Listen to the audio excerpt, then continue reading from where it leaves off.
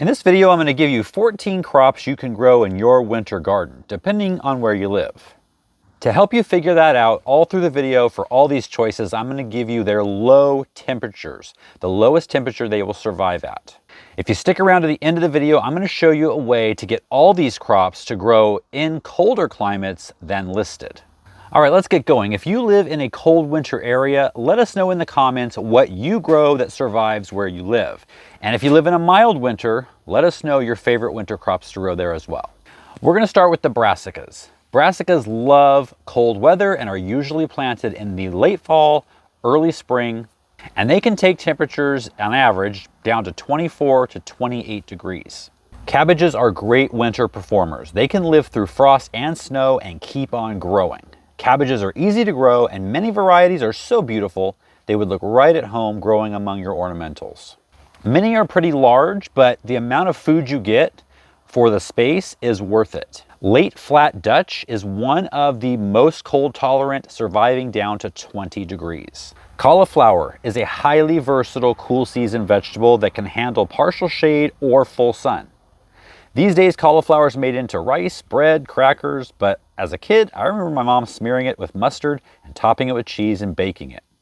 Cauliflower flowers can be slightly damaged in temperatures lower than 32, but you can cover them to protect them. Broccoli might be a love it or hate it vegetable for some, but I love it and I love growing it. It's a great cool season crop that can handle a little light shade. They're large, beautiful plants that can produce over several weeks. The flowers on broccoli can withstand temperatures down to 15 degrees. Now we're moving on to the allium family, and green onions are up first. Well, green onions, salad onions, bunching onions, whatever you call them, they're one of the most used, most versatile vegetable or herb most people use. On top of that, they're easy to grow. They grow so fast, you'll be able to start harvesting in just a few weeks and can harvest for months. Most can withstand temperatures down to 0. Next is garlic. I don't know about you, but for me, any recipe that calls for garlic and a certain amount, I always double it. I can't get enough. The leaves feature a garlicky flavor and are edible before the bulbs are ready to harvest. Growing garlic is easier than you might think. You can get a large harvest out of a very small space. Grow hardneck garlic to get the beautiful scapes. Garlic can be planted in the fall before your ground freezes and will do just fine in the frozen ground until spring.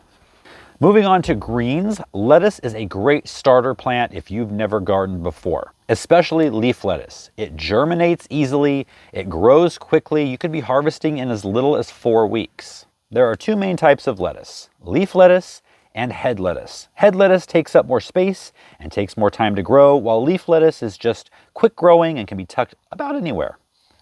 Most lettuces can take temperatures down to 20 degrees.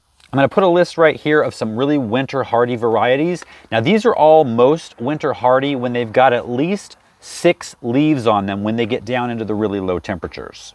These here can actually withstand temperatures down to 15 degrees.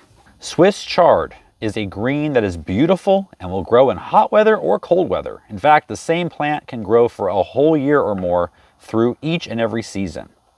They take temperatures down to 22 and the red variety down to 15. Kale, love it or hate it.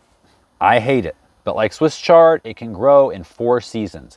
It can withstand temperatures down to 0 and some varieties even lower than that. Even though I hate it, I'm going to be growing quite a bit of it this year to supplement our new dairy calf's diet. If you didn't know we had a new dairy calf, you probably aren't following us on our second channel, Next Level Homestead. She came home a few days ago. I'll leave a link in the video description. Next, we're moving on to roots. Radishes are one of the quickest growing crops there are. They love cold weather and most can thrive down to 20 degrees.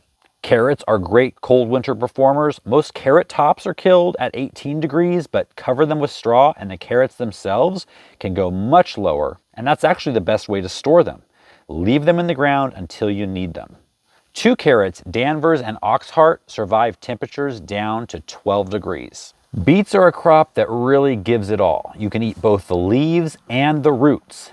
Most people are familiar with the bright red, round roots that they see pickled in salads, but beet leaves are also tasty and nutritious and can be cooked just like spinach. Beets are a quick and easy crop to grow and can be grown among other slower maturing crops, even in partial shade. Okay, the one legume that I love the most out of almost all the winter crops are peas.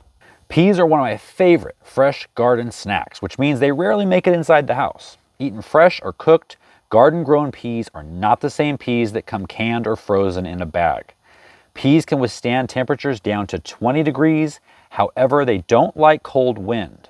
Wind will kill them at 25 degrees, so if you get down that low, make sure you provide a windbreak for them. Okay, we can't overlook the herbs. Parsley is a useful herb that loves the cold and is hardy down to 10 degrees. And cilantro, another love it or hate it crop. I love it, my wife hates it. Cilantro does best in cool weather and can survive down to 15.